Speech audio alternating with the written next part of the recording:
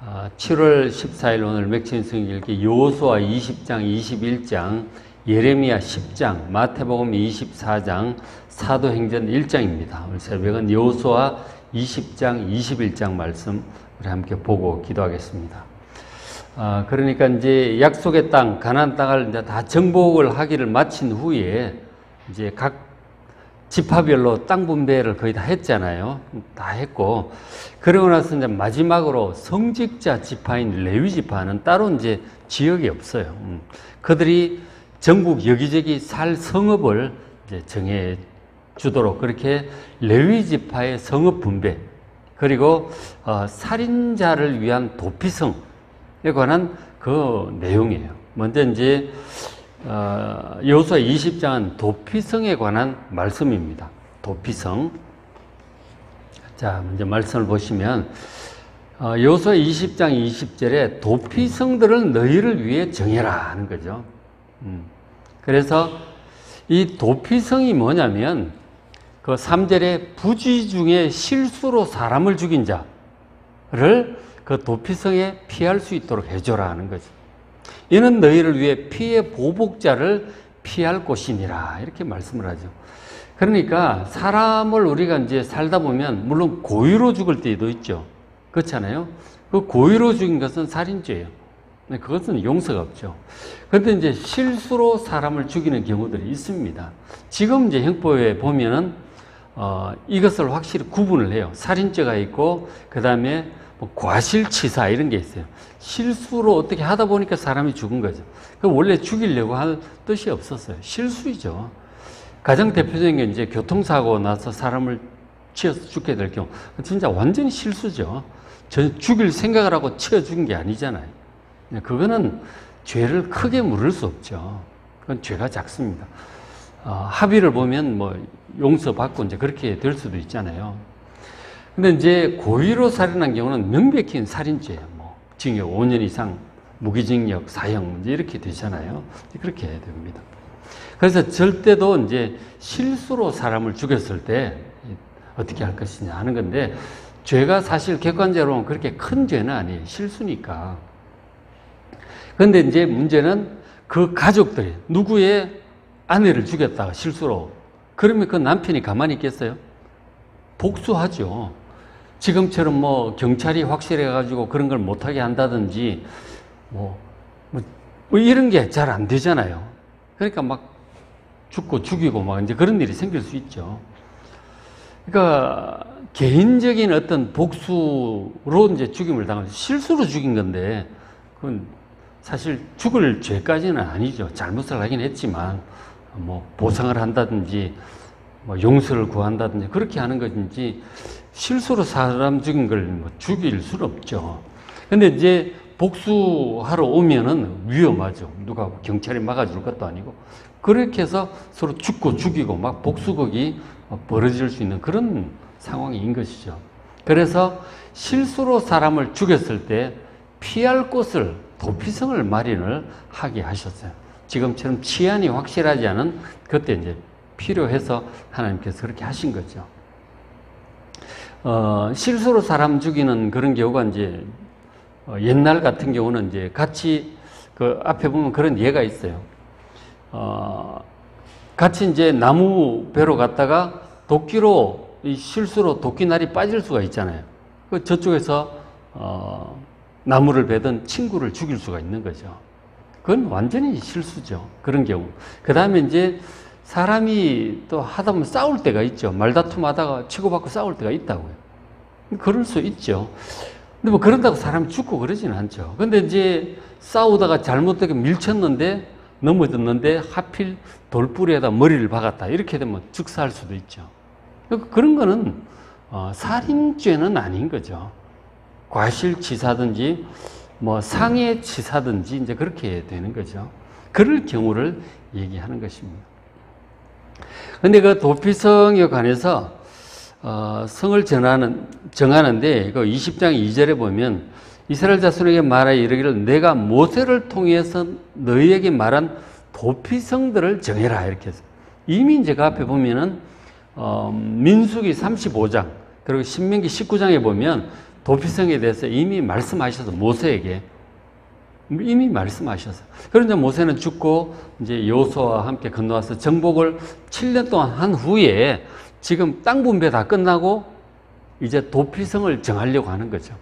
이미 말씀하신 것을 이제 그대로 하려고 하는 거예요. 그래서 피해 보복자를 피할 곳을 정하는데 6절에 보면 그 살인자, 실수로 사람을 죽인 사람이죠.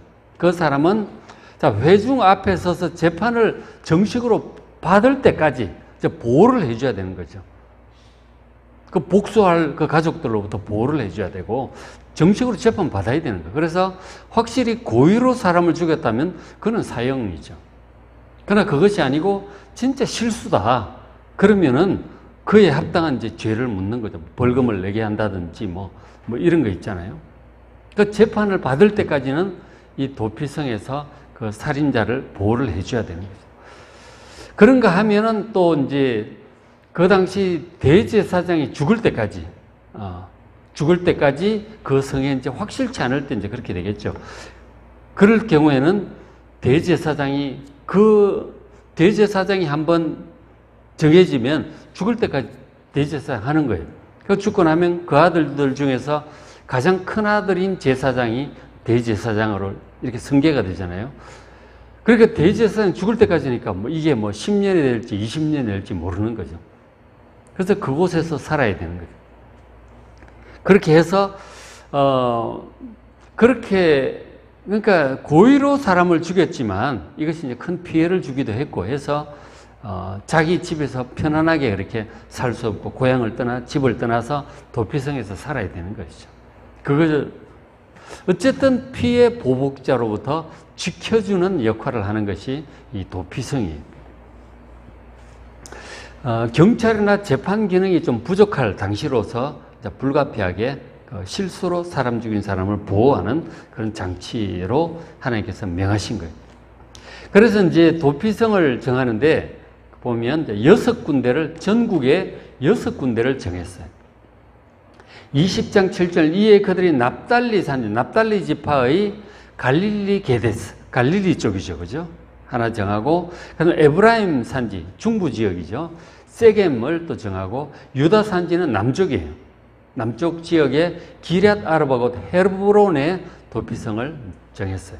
세 군데를 정했고, 그 다음에 8절에 보면 요단 저쪽, 본토에 이제 북부, 중부, 남부 정했고, 8절에 보면 요단 저쪽, 요단 동쪽이죠. 동쪽에 2.5지파 사는데도 세 군데를 정합니다. 르우벤 지파 남쪽에 평지 광야에 있는 벳셀, 그 다음에 갓 지파는 이제 중부 지역이죠. 요단 건너편 중부 지역 길랏 라못, 그 다음에 므낫 지파는 요단강 건너편 북쪽이 바산 골란, 요것을 이제 구별합니다. 그러니까 본토의 남부, 중부, 북부, 그리고 요단강 건너편 남부, 중부, 북부 세 군데를 해서 6군데를 정해요. 자, 보시면 지도를 한번 보십시오. 자, 요단강이 이렇게 있는데 남쪽 헤브론 있죠, 그죠? 남쪽 헤브론, 중부 지역에는 세겜, 그 북쪽에는 갈릴리 게데스 이렇게 정합니다. 그 건너편에 남쪽에는 르우벤 지파의 벳셀, 중부에는 갓 지파의 길랏 라못, 그리고 북부에는 이제 바산 골란, 이렇게 정하게 됩니다. 6군데를 정합니다. 그렇게 해서 저것이 이제 이스라엘 어디에 살든지 전부 가장 멀리 있어도 한 요 정도 되겠죠. 중부 지역, 중간쯤 이스라엘 쪽일 텐데 저기서 해도 가장 멀리 있는 도피성이 50km 이내예요. 그러니까 부지런히 뛰어가거나 가면은 하루면 갈 수 있어요. 그죠? 50km 이내니까 열심히 가면 하루 이내에 도착할 수 있는 그런 거리에다가 전국에 도피성 6개를 골고루 그렇게 배치를 했어요. 그 살인, 보복, 자기 복수하려고 쫓아오는 사람 피할 수 있도록 그렇게 도피성 6군데를 저렇게 정하게 된 것이죠. 그래서 이제 도피성을 저렇게 정했어요. 자, 이제 이렇게 6군데를 정하고 이제 21장에 넘어가면 이제 레위 지파의 성읍들을 정해요. 레위 지파는 성직자 지파예요. 거기 이제 아론 자손 제사장이 포함되어 있고 가문이 포함되어 있고 그 외에도 이제 다른 레위인들이 있잖아요. 성직자 지파입니다. 성직자 지파로서 이제 하나님을 섬기는 지파죠. 백성들에게 하나님 말씀을 가르치기도 하고 그리고 백성들 사이에 중재를 하기도 하고 위에서 기도도 하고 제사 법도도 가르치고 어쨌든 백성들에게 하나님을 섬기는 법도와 신앙을 가르치는 그런 성직자 그룹인 것이죠. 그래서 이 레위 지파는 한 곳에 모여 살지 않고 전국에 흩어져 살도록 그렇게 명하셨어요. 그래서 이제 보시면 여호수아 21장이 이제 레위 지파가 거할 성읍들을 정해준 거예요. 자, 21장 1절 그때에 레위 사람의 족장들이 이제 그 지도자들에게 나옵니다. 여호수아와 대제사장 각 지파 대표들에게 나와서 레위 지파 족장들이 얘기를 합니다. 2절 이르되 여호와께서 모세에게 명령하사 우리가 거주할 성읍들 우리 가축을 위해서 그 목초지들을 우리에게 주라 하셨나이다. 이미 모세가 하나님께서 모세를 통해 명령하셨어요.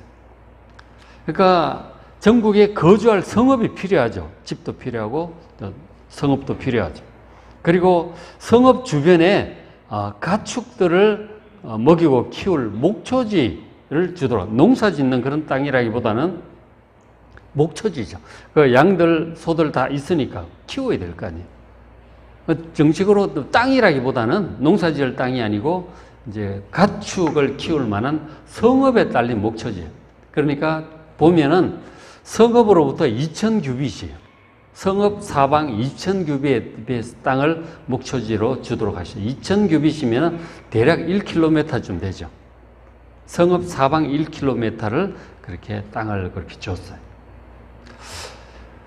이제 하나님 말씀을 전하니까 이제 이스라엘 백성들이 이제 또 레위 지파의 성읍을 정하도록 그렇게 된 거죠. 앞에 도피성하고 레위 지파의 성읍을 정합니다.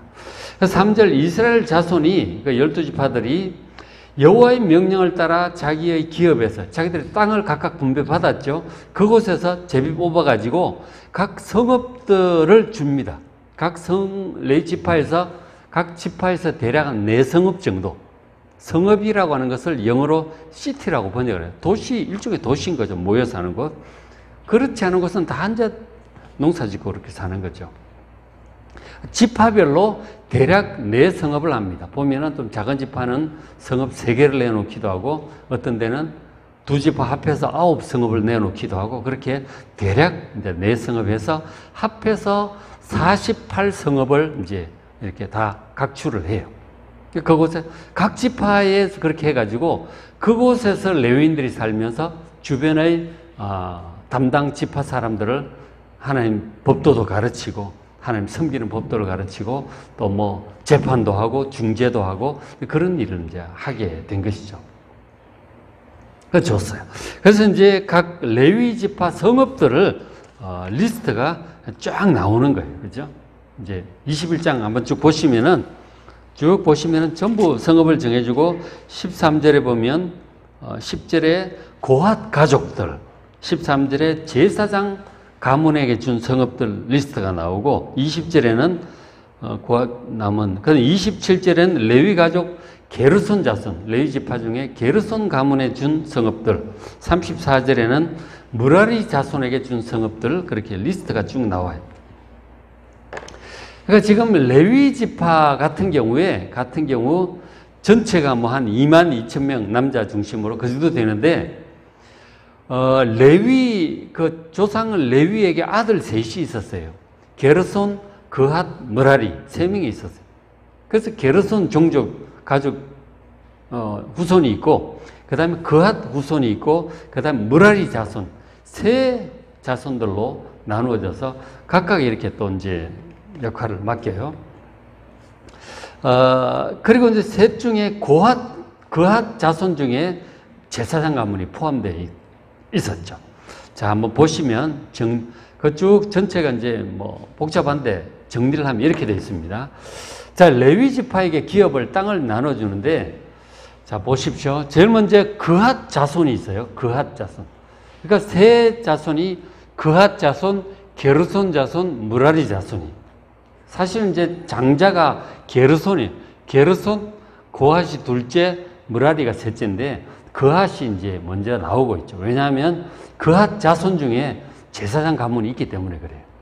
그리고 이제 민수기 여기 보면은 그 성막에 이동할 때 그 텐트에 막 지고 움직이잖아요. 근데 그핫 자손들이, 이 레위인들이 그 법궤라든지 지성소 안에 있는, 성소 안에 있는 뭐 촛대라든지 떡상 이런 것들을 직접 성물들을 운반을 했어요.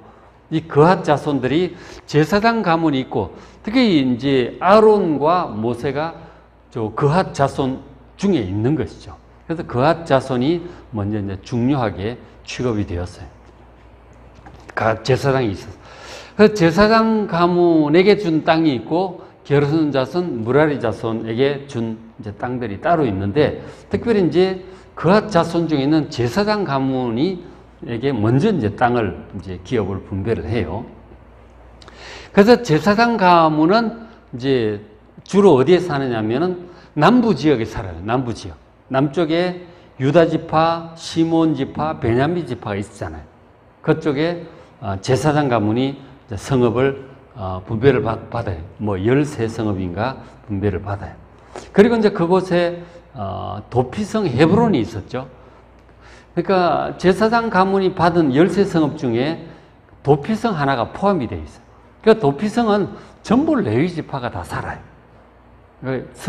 분배받는 성읍 중에 도피성을 당연히 포함을 시켜서 13개, 12개, 뭐 10개 이렇게 분배를 받는 것이죠. 그래서 남부 지역 유다, 시몬, 베냐민 지파 13성읍을 제사장 가문이 분배를 받습니다. 그 중에 도피성 헤브론이 있었죠.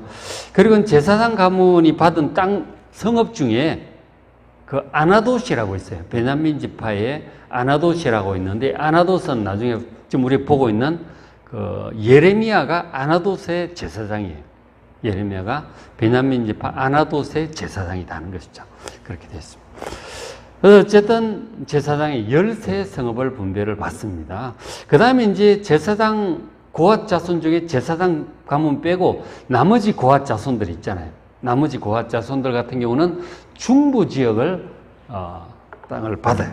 중부 지역에 성읍을 받는데, 중부 지역에 에브라임 지파, 서므나세 지파, 단 지파들이 이제 함께 해가지고 10성읍을 이제 착출을 해서 나머지 고핫 자손들에게 줍니다. 중부 지역이죠. 그곳에 있는 도피성은 세겜이에요. 세겜. 중부에 있는 에브라임 지파에 세겜이 있는데, 세겜이 또 굉장히 중요하죠. 거기 이제 한동안 그 북쪽의 중심지가 돼요. 어쨌든 거기에 이제 고핫 자손이 받았고, 그 다음에 이제 게르손 자손 있죠. 게르손 자손, 레위의 장남 이제 자손이 되죠. 게르손 자손은 북부 지역을 올라가게 돼요. 그러니까 갈릴리 쪽이죠. 북부 갈릴리 쪽에 이제 올라가게 돼요. 그쪽을 이제 하게 돼. 북부에 있는 지파들, 그러니까 이사갈 지파, 아셀 지파, 납달리 지파, 북부에 있는 세 지파죠. 그쪽에 올라가서 게르손 자손을 살면서 그쪽 지역 사람들을 이제 신앙적으로 지도를 합니다. 그리고 북쪽에는 도피성이 이제 2개가 있는데, 북쪽에 도피성이 2개가 있는데, 본토 쪽에는 갈릴리 게데스, 납달리 지파의 갈릴리 게데스가 있고, 갈릴리. 그 다음에 요단강 건너편에는 이제 동므나세 지파의 바산 골란이 있어요. 게르손 자손 쪽에는 도피성이 2개가 있는 거예요. 그렇게 돼 있고. 그 다음에 이제 레위의 세 번째 아들에 해당하는 므라리 자손, 그 레위 지파는 요단강 건너편을 주로 이제 건너가서 살도록 그렇게 분배를 합니다. 그러니까 르우벤 지파, 갓 지파. 그리고 이제 스불론 지파는 요단 본토에 있지만은 어째 그렇게 섞여 있어요. 해서 12성읍을 분배를 받습니다. 분배를 받아가지고 그곳에 도피성이 또 2개가 있는데, 요단강 건너편에 중부의 갓 지파의 길르앗 라못, 그리고 남쪽 르우벤 지파에는 도피성 베셀이 있어요. 그렇게 해서 했는데, 지도를 다시 한번 돌아가서 보죠. 도피성이 있는데, 여기 보면은 이제 그 제사장 가문은 남부 쪽에 있죠, 그죠? 남부 쪽에 유다, 시몬, 그리고 베냐민이 있는 그곳에 도피성이 이제 헤브론이 있고, 여기에는 제사장 가문이 남쪽에서 주로 있었어요. 그 다음에 이제 그 나머지 제사장 빼고 나머지 고핫 자손들 있죠. 고핫 자손은 본토의 중부 지역을 이제 담당을 한 거죠. 저기에 이제 도피성은 세겜이 있었고, 그리고 이제 여기는 에브라임 지파, 단 지파, 그리고 서므나세 지파가 있었던 것이죠. 그 다음에 이제 게르손 자손 북부를 담당을 했어요. 북부에 갈릴리 게데스가 있고, 건너편에 바산 골란이 있죠. 여기 이제 북부 쪽에 있는 레위 지파는 게르손 자손, 그렇죠?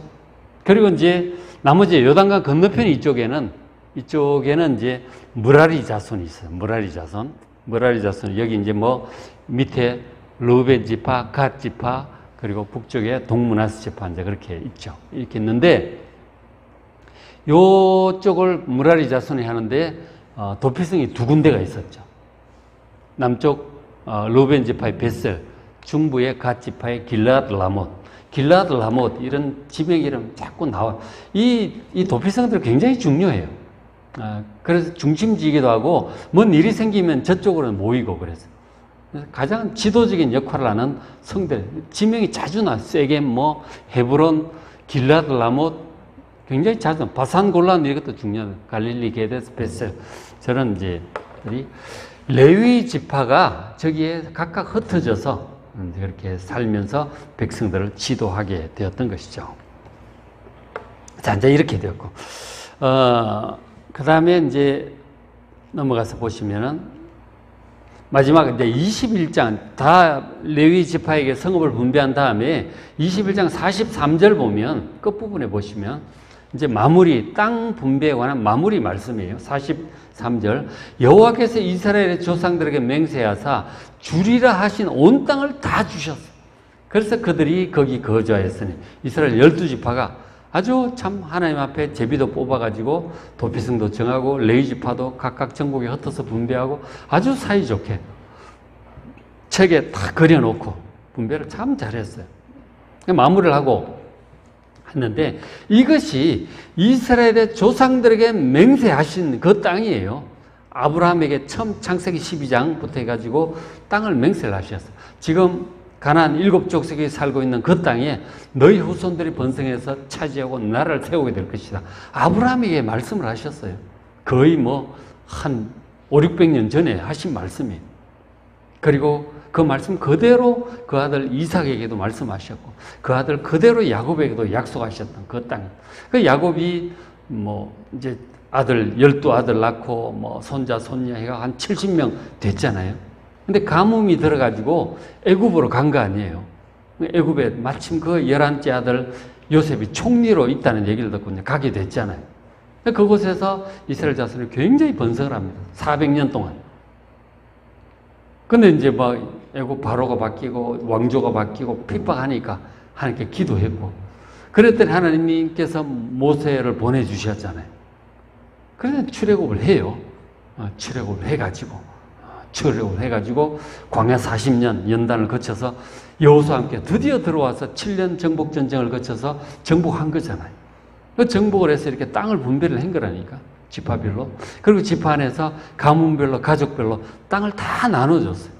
그 백성들이 얼마나 좋았겠어요.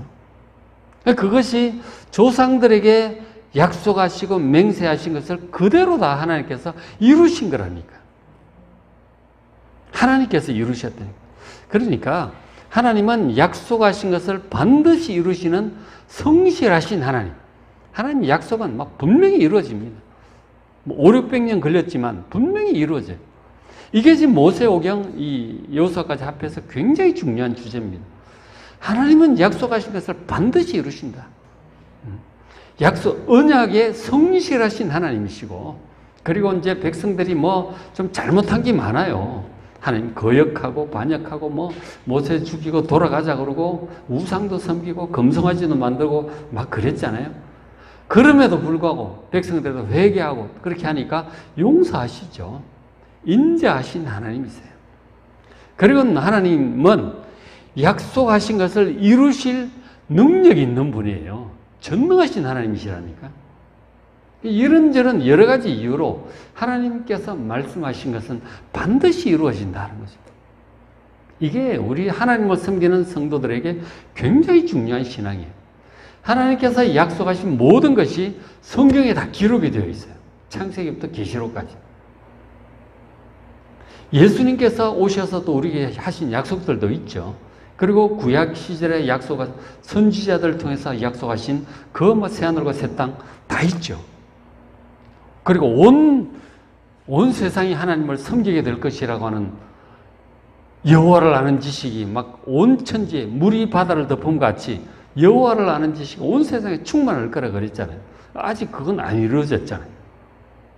새하늘과 새 땅 등등 새 예루살렘까지 포함해서 예수님 다시 오리라는 약속, 이 모든 약속 반드시 100% 이루어질 것을 믿으시길 바랍니다. 그것이 신앙이에요.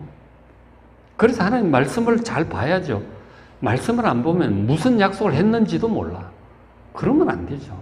하나님께서 약속하신 바를 잘 알아야 되고 그걸 기다려야 되는 거예요. 기도해야 되는 거예요. 우리가 8, 90년, 100년 이 사는 게 다가 아니라니까요. 하나님 몇백 년, 몇천 년을 걸쳐서 반드시 이루실 이 구원의 모든 것을 약속을 하셨어요. 늘 꾸준히 읽으시고 잘 묵상하시고 소망 가운데 믿음으로 살아가는 여러분 되시길 바랍니다. 44절 여호와께서 그들 주위에 안식을 주셨어요. 나라도 평정하고 침범에 들어지도 못해요. 얼마나 막강한 능력으로 이제 정복에 들어왔어요. 누가 감히 이스라엘 정복을 하러 들어오겠어요? 어림도 없습니다. 하나님 지켜주시고 안식도 있고. 그래서 45절 여호와께서 이스라엘 족속에게 말씀하신 선한 말씀이 하나도 남음이 없이 다 응하였더라 하는 거죠. 하나님께서 우리에게 주신 약속, 이 말씀들은 전부 선한 말씀, 좋으신 말씀이에요. 좋은 약속, 너무너무 좋은 거예요. 하나도 남음이 없이 응했어요. 아브라함, 이삭, 야곱에게 약속하신 것. 그리고 지금 그 이후에 다윗에게 약속하신 것도 있고요. 시편에 있잖아요. 그리고 하나님께서 선지자 이사야를 통해서 약속하신 것, 예레미야, 다니엘을 통해서 약속하신 것 다 있어요. 그리고 하나님의 아들 예수님 오셔서 약속하신 말씀들이 다 있잖아요. 계시록까지. 이 선한 말씀 하나도 남음이 없이 다 응하게 될 것임을 믿으시고 하나님께 대한 말씀에 대한 믿음과 소망으로 살아가는 여러분 되시기를 주의 이름으로 축복합니다. 자, 오늘 맥체인 성경 읽기 여호수아 20장, 21장, 예레미야 10장, 마태복음 24장, 예수님 다시 오실 거라고 하는 그 말씀이죠. 마태복음 24장, 사도행전 1장. 사도행전 1장에 보면 제자들이 그러시잖아요. 십자가 올라가시면서 예루살렘을 떠나지 말고 기다리라. 내가 성령을 보내줄 것이라고 약속을 하잖아요. 제자들은 믿고 기도하면서 기다려요. 그 성령께서 다시 오시죠. 하여튼 하나님의 모든 말씀은 선한 말씀 하나도 남김없이 1.1획도 땅에 떨어지지 않고 다 이루어질 것을 믿고 믿음으로 기다리며 믿음으로 살아가는 말씀대로 살아가는 여러분 되시길 바랍니다.